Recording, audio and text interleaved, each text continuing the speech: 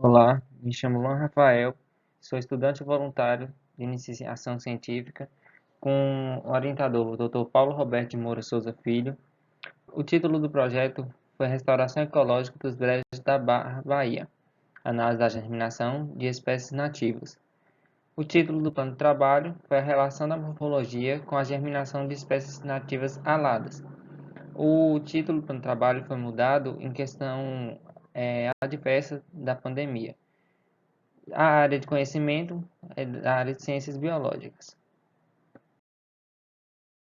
Agora eu vou dar uma breve introdução sobre o meu projeto, falando da Caatinga, que é um bioma exclusivamente brasileiro e possui uma rica biodiversidade e espécies únicas.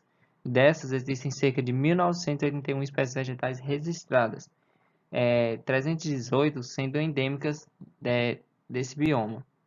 Elas são a maioria caracterizadas por plantas adaptadas à escassez de água em boa parte do ano, devido ao caráter sazonal de chuvas, sendo as mesmas concentradas em alguns meses.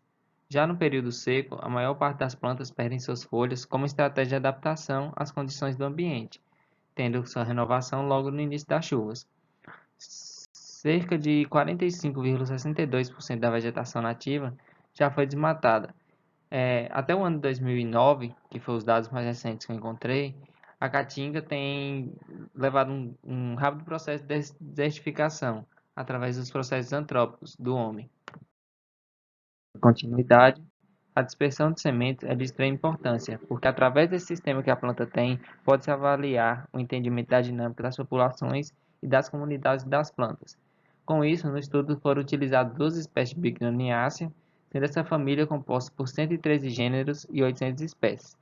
Já a família Apocynaceae, que foi utilizada uma espécie, é composta por 400 gêneros e 5.000 espécies. Essas espécies são bastante utilizadas a fim de reflorestamento, arborização, paisagismo e medicina popular. O tipo de dispersão tem influência direta na viabilidade de sementes, principalmente no caso de sementes que têm sua dispersão através do vento, também chamado de anemocoria. Esse meio de dispersão é importante porque quando as sementes são depositadas próximos à planta-mãe, fazem com que a chance dela germinar seja muito baixa devido à competição e predação das sementes. Já à medida que as sementes se afastam da planta-mãe, maior a probabilidade de sobrevivência das plântulas, sendo essa fase, a inicial do desenvolvimento, definida como um período crítico para o ciclo de vida de diversas espécies vegetais, sendo que uma falha adaptativa no estágio de plântula pode levar à extinção da espécie.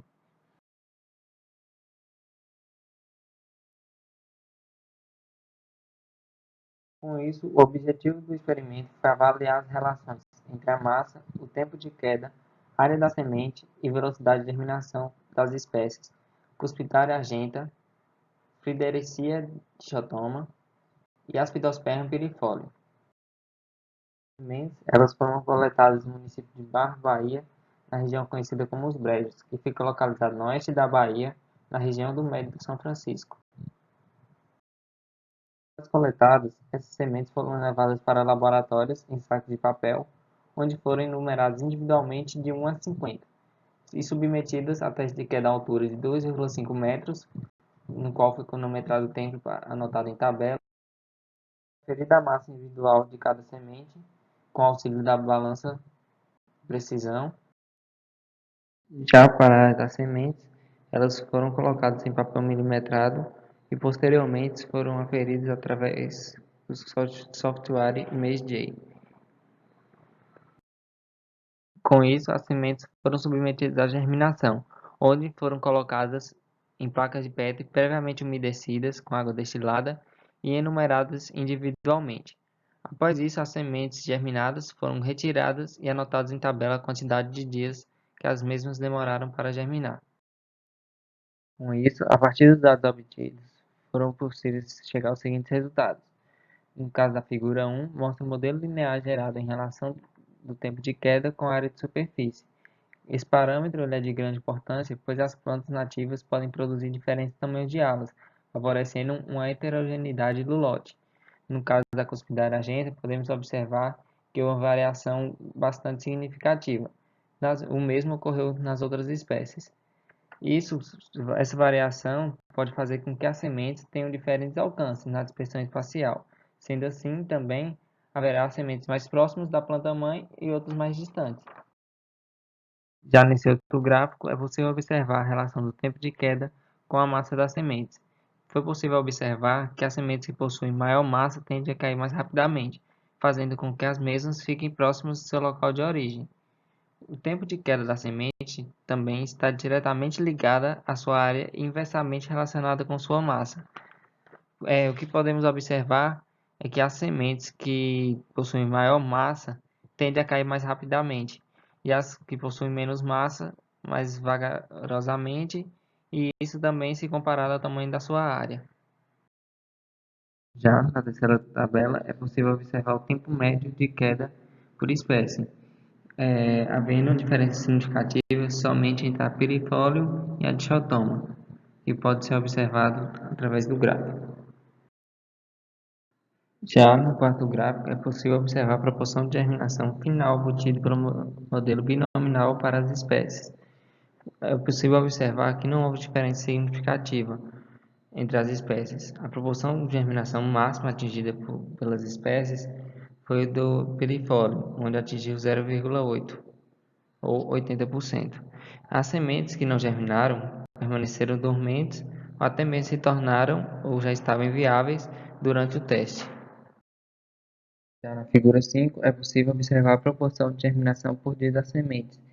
Isso pode ter uma relação entre a velocidade de germinação e a área da superfície, que pode estar relacionado com a superfície de contato com o substrato, que propicia uma emissão mais rápida. A entrada de água também é mais eficiente e garante maior hidratação da semente e, por consequentemente, um aumento na velocidade do processo germinativo.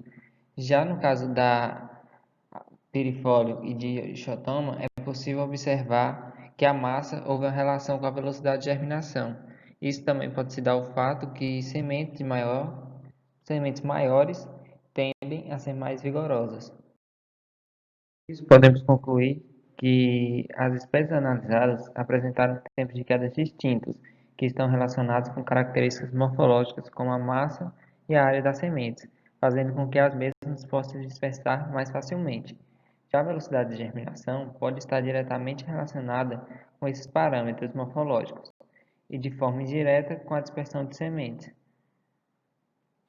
O bioma caatinga necessita de estudos com sementes anemocóricas, por conta da atividade antrópica dos homens, fazendo com que também haja redução de espécies dispersoras de sementes, fazendo com que sementes que sejam dispersadas pelo vento sejam saída. Características morfológicas, como mudas de melhor qualidade, a fim de um reflorestamento, também são necessárias, pois sementes com maior área e maior massa tendem a ser mais vigorosas. Com isso, podem produzir mudas de melhor qualidade que podem ser utilizadas a fim de reflorestamento. Das referências bibliográficas utilizadas no texto, e também agradecer ao CNPq, à FABESP, ao FOB, Universidade Federal do Oeste da Bahia, e ao PIBIC. Obrigado. Dúvidas, sugestão, só mandar no meu e-mail.